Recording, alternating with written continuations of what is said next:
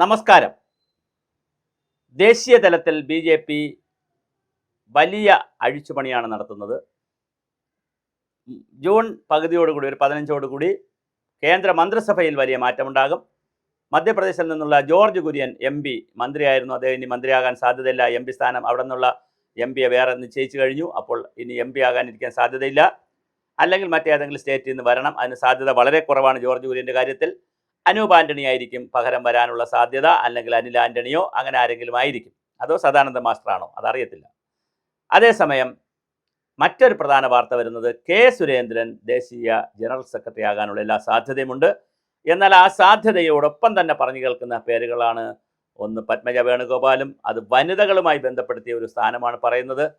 പിന്നെ അതുപോലെ തന്നെ ശോഭാ സുരേന്ദ്രൻ. അപ്പോൾ ശോഭാ സുരേന്ദ്രനാണോ, പത്മജ വേണുഗോപാലാണോ, K. സുരേന്ദ്രനാണോ കേരളത്തിൽ നിന്ന് ദേശീയ ജനറൽ സെക്രട്ടറി ആയിട്ട് പോകുന്നത് നമുക്കറിയില്ല. സുരേന്ദ്രനാണ് പക്ഷേ കൂടുതൽ സാധ്യത കേൾക്കുന്നത്. കാരണം അദ്ദേഹത്തെ സംഘടനാ രംഗത്ത് പ്രയോജനപ്പെടുത്തണം. പാർലമെന്റ് രംഗത്ത് കേരളത്തിൽ നിന്നിട്ട് കളിച്ചു പിടിക്കുന്നില്ല. കാസർഗോഡ് മത്സരിച്ചു, മഞ്ചേശ്വരത്ത് മത്സരിച്ചിട്ടും ജയിച്ചില്ല. കഴിഞ്ഞ പ്രാവശ്യം പണ്ട് മത്സരിച്ചതിനേക്കാൾ വോട്ട് ഒരുപാട് കുറഞ്ഞു. ഇനിയിപ്പോൾ അതുകൊണ്ട് തന്നെ അദ്ദേഹത്തെ നിർത്തിക്കൊണ്ട് പോകുന്നതിൽ അർത്ഥമില്ല എന്നുള്ള വളരെ കൃത്യമായ ഒരു രീതിയാണ് വരുന്നത്. അപ്പോൾ തീർച്ചയായിട്ടും വളരെ കൃത്യമായി ദേശീയ ജനറൽ സെക്രട്ടറിയായി പോകുന്നത് കൃത്യമായി പോകാനുള്ള സാധ്യതയുണ്ട്. അപ്പോൾ വളരെ വലിയ ഒരു രീതിയാണ് കാണുന്നത്. K. സുരേന്ദ്രനെ ദേശീയ ജനറൽ സെക്രട്ടറി ആക്കാൻ പോവുകയാണെങ്കിൽ ഇവിടുത്തെ രാഷ്ട്രീയ സമവാക്യങ്ങൾ വീണ്ടും മാറും.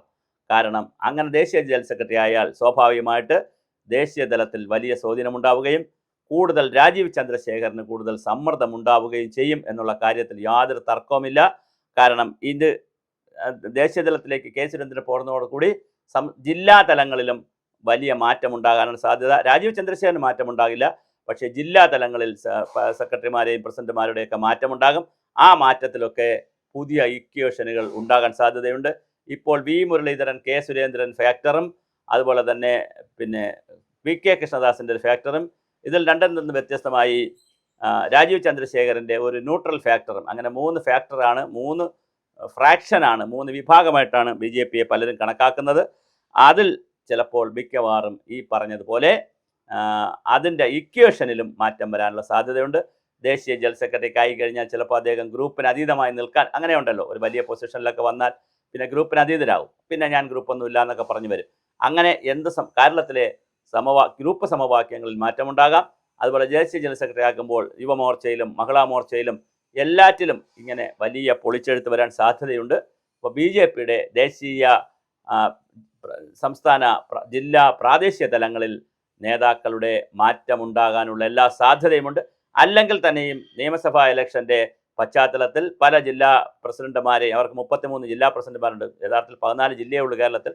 പക്ഷേ അവർ 33 മുറിച്ച് 33 ജില്ലാ പ്രസിഡന്റുമാരുണ്ട്. അപ്പോൾ 33 ജില്ലാ പ്രസിഡന്റുമാരിൽ കുറച്ച് പേരെയെങ്കിലും കളയും എന്നാണ് മനസ്സിലാക്കുന്നത്. എന്തായാലും K. സുരേന്ദ്രൻ ദേശീയ ജനറൽ സെക്രട്ടറി ആവുകയാണ്.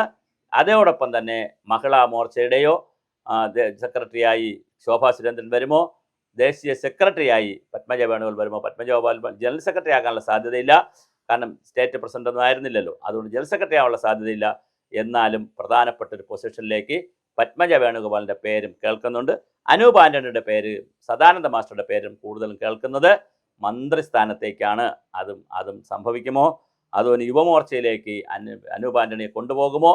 വളരെ വ്യത്യസ്തമായ കാര്യങ്ങളാണ് ഡൽഹിയിൽ നിന്ന് വരുന്ന വാർത്തകൾ. എന്തായാലും K. സുരേന്ദ്രൻ ജനറൽ സെക്രട്ടറി ആകാനുള്ള എല്ലാ സാധ്യതയുമാണ് ഇപ്പോൾ കാണുന്നത്.